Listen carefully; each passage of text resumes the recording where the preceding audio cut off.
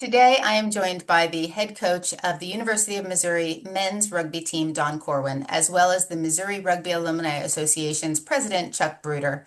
Welcome, gentlemen. Coach Corwin, let's start with you. Can you please tell us a little bit about your background and your tenure at Missouri? Uh, my rugby career began in 1979 at the University of Missouri and continued here as a college player until 1983. So, University of Missouri is my alma mater as far as college education and also rugby career. I played a number of years afterwards for numerous men's clubs, traveled with some traveling teams, continued my career up until 2000, where I began refereeing. And I had always dabbled a little bit in refereeing, originally started in the 1980s. I kept that going. And then series of physical disabilities. I had to have a hip replaced. That all of a sudden I couldn't run, I couldn't referee. I was miserable doing rehab, and I got a phone call that they asked me if I'd be interested in coaching the university team. So that was 2010, and so I'm entering my 15th year of coaching Mizzou. And so for me, it was kind of I came home, but I was already home. So I helped the team over the years. But as far as like full-time active coaching, that started about 15 years ago. And we've done very well in the last 15 years. It's great to be able to carry on a legacy here. I'm sure I can appreciate that. Chuck, as president of the Alumni Association, can you tell me about the rugby program at Missouri, its history, and what it means to be a club sport? Yeah, thank you, Melanie. First of all, there's a lot of rich history with the University of Missouri and rugby. Next year will be our 60th year as a program.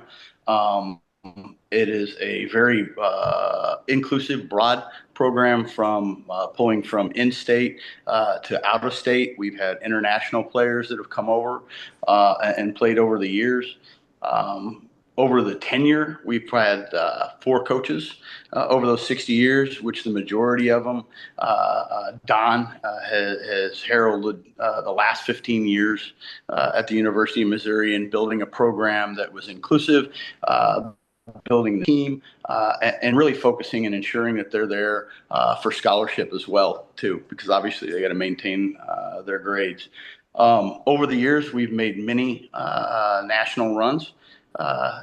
Unfortunately, never a national title, but I believe since Don's been there, we've made seven national appearances and also several appearances in 15s and also in sevens. Uh, we have a really rich alumni program. There's about 200 alumni that participate in the Alumni Association. We aim to raise money and really, help the team where they need it. Everything from like scholarships, and they're small scholarships, but also traveling funds to help support the team to travel to nationals if they need equipment. Pretty much the team decides, how they want us to allocate the funds, and it's really directed coming from the club itself, how the Alumni Association will support it. 100% of all the funds that are donated to the Alumni Association go straight to the kids, so we're very proud of that. And we really enjoy trying to support both on the field and off the field, where we have, over 60 years, many different folks that have graduated, gone in and had professional careers, have gone on to be engineers, doctors, and we like linking the students up with, the alumni to guide, mentor, and kind of help them, as they grow and mature into their professional careers. That's a really great element that the Alumni Association brings to provide that mentorship and those connections in the working world. Back to you, Coach Corwin. When it comes to competition, who do you play against? Who's your biggest rival, and what division are you in? We are actually a USA Club Rugby, which is all collegiate rugby, excuse me, which is part of the Collegiate Rugby Association of America, is that governing body under USA Rugby, and we're part of the Mid America AGU, which is our union. and we're part of the Heart of America Conference, which is under the AGU. Our conference includes the University of Minnesota, University of Iowa, Iowa State University, University of Nebraska, Wayne State University, Kansas State University, Kansas University, Oklahoma, Oklahoma State, and Arkansas, and now the USHP out of St. Louis, which is the pharmaceutical school that just joined. We're going to be in the North Division for the first time this year. And previous to that, when the conference was split in half, we were with Kansas, Kansas State, Arkansas, Oklahoma State. And so now that we've had a couple of additional teams join, it's a large conference. I think it's probably for D1AA, which is our division for USA Rugby, I think it is now the largest conference in terms of numbers and large geographical area. You're basically talking about us here in Missouri, and it's almost 550 miles to the north of Minnesota and west to Nebraska and Kansas State. It covers a large geographical area. So traveling needs to be very much a focus on the burden we put on our players, and that's where Alumni Association really kicks in. Within our conference, our oldest rival is the University of Kansas. That was the very first match that was ever played by the University of Missouri was against the University of Kansas, and we have played them pretty much consecutively for 60 years. And so we will actually open with them this fall as well. And they know us well, and we know them well, and I'll just leave that well enough alone. Obviously, a very fierce rivalry. Yes. When is your season, and do you play both 15s and 7s? We play 15s and 7s. It used to be we would play 15s spread out over the fall and the spring season. Now it has been the concentration of all 15s as far as playoff and competition is all in the fall. So we will begin with our first match on September 6th, and we will play, depending on the playoffs, right up until mid-November. And then we will take a break because the weather here is just not conducive for rugby. It gets very cold and snow and ice and things like that. We'll restart the end of January. We'll play our matches from the middle of February and then finish up towards the end of April. We will focus on 7s play in the spring. We will schedule 15s match because we need to keep both forward and back players active on our team. That's great to keep the non-7s players engaged. At the end of the summer, when do your players report to college, and what does the rugby week typically look like for training, lifting, playing, all of those sorts of things? Basically, the Monday, the 25th, will be the first day of registration and classes beginning that week. That's August 25th. Practice will begin immediately, so we can try to get 2 full weeks of practice in before the September 6th date against Kansas. We practice Tuesday, Wednesday, and Thursday. Practices are going to go from basically 5 o'clock in the evening until 7 o'clock. And then as the days get shorter and shorter, we will move to 4 p.m. to 6 p.m. practices all 3 days, Monday, Wednesday, and Friday. Players are encouraged to lift together. We try to set up a non-practice time for players to do their lifting at the Student Rec Center and do it as a group. But it's not an official organized practice. But we kind of give them a schedule as far as what they should be focusing on, their strengths, whether they're a back player or a forward player. And so from there on to the rest of the season, practices will be 3 days a week. And we try to focus on team skills and encourage them to work on their individual skills themselves or with 1, 2, 3, 4 guys because we're limited to those 2 hours each day to try to build more of a team cohesiveness and a team philosophy. Sure. What are your goals for this season and beyond? I would say the goal for this season, since we have a very young program, but we have a lot of returning young players, freshmen and sophomores. So my goal overall is to see their level of play grow more consistent. I would like to have I'd like to have a winning record. I don't know that we are strong enough yet to compete against. Iowa State has finished in the top 2 or 3, the national championships the last 4 or 5 years. Very, very strong program. Minnesota is a very strong program. University of Iowa and ourselves are pretty evenly matched. Nebraska is close. Wayne State is new for us, so we haven't really seen them. I can't speak for it, but I feel like in 15s for this fall, I would like to see us at least winning record 2 games above 500 for sure, at least. And that's something we can build on. And then going into the spring with 7s, the way we played the last 2-3 years in 7s, I don't think there's any reason in the world we can't win our conference 7s and move on to nationals. Great. Those are some super goals. When you're recruiting, what do you look for in a top recruit? What catches your eye? Well, probably first would be athleticism. There's an old expression is that you can teach an athlete to play rugby, but you can't tell a rugby player who's already a rugby player who's not an athlete to be an athlete. I mean, it's kind of they either have it or they don't.